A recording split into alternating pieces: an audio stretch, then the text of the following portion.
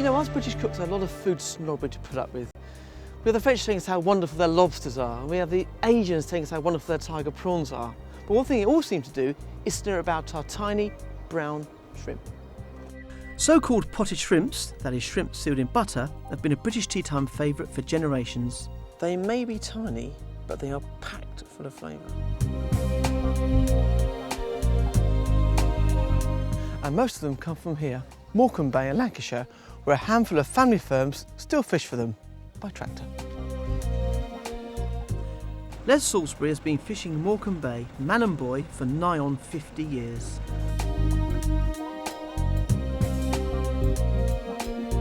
So what's the setup then, Les? What are we doing? Well, if you can imagine, in the early days, with a horse and cart, they used to pull one net, about a 10-foot, 12-foot net behind the horse. Right. The horse would go out into the water up to its belly, over its back, and pull the net. And they'd maybe go down 200 or 300 yards and pull out. And you'll see, when we get going, this will go out into the water, and it can go deeper than the horse could go, and also pull 2 nets. This time of year, we'll maybe pull for half an hour. Oh, right, okay. And then they should be full? Yeah. Oh, really? Unless it starts hanging back and you've really got a lot of shrimps in, Yeah. or you've got a lot of muck. So, Okay. And this time of year it'll be muck.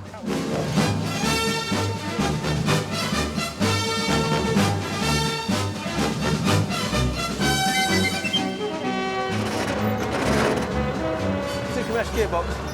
What you call a crash box. Porsche, crash box. Here it goes. And it's about 6:45 in the morning, but it's freezing. It's about 4 degrees, and I'm really cold. And you can see they got all their oil skins, and I got this.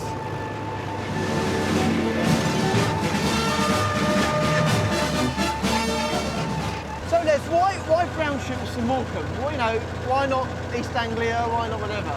Well, we always feel that the Morecambe Bay shrimp is a small to medium shrimp. But they're also sweeter, aren't they? Very sweet. We feel it tastes a lot better. The Morecambe Bay shrimp is superb. I'm with you now, and I mean, it's a beautiful day and everything else, but you realise how far you are out and how quickly the tide comes in. You've got to have respect for the tides. You've got to. You can't come out here thinking, manana, we'll just have a jolly out, you know. You've got to have respect for it. It is treacherous, isn't it? You've got to know where you are and what you're doing. It is treacherous, yeah. There's not only shrimps you get here in Morecambe Bay, you also get cockles, tens of thousands of cockles. You know, there's a couple here. And you know, we mustn't forget that only a few weeks ago, Chinese guys lost their lives collecting these things. And the weird thing is, it hasn't deterred them, and nothing's changed.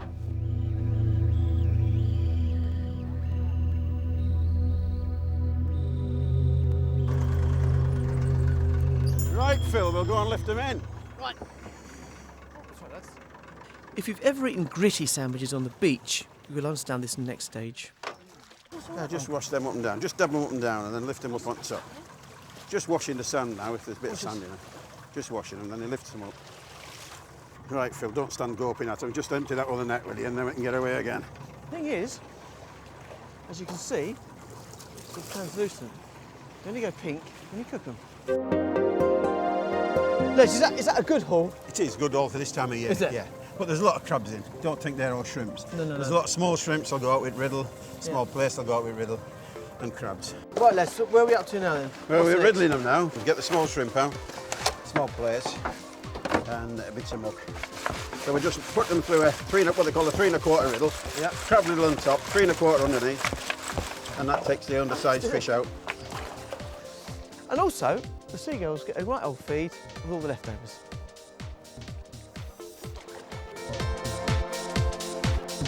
So the whole process is so labour intensive.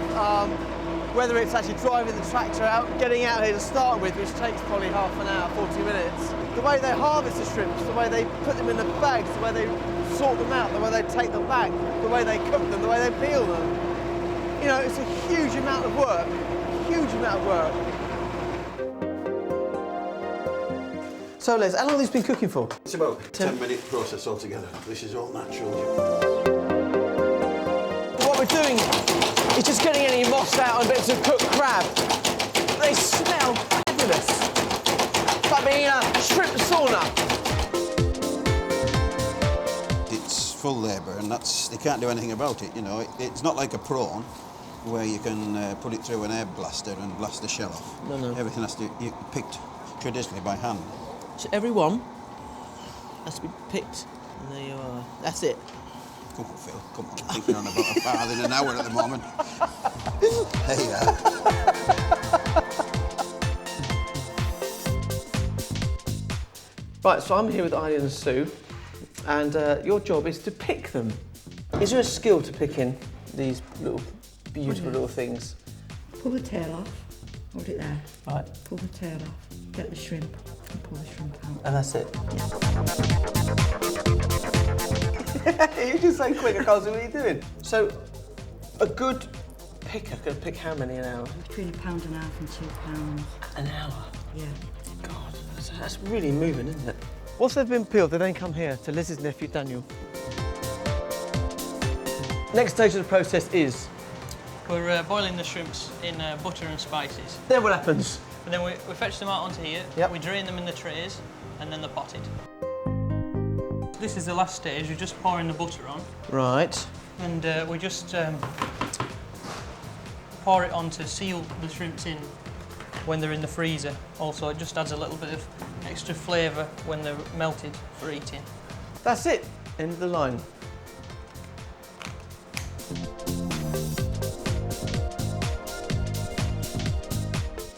You know, it's been 12 hours from there to here, and this is it.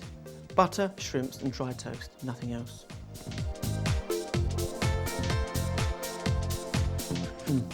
Delicious, absolutely delicious.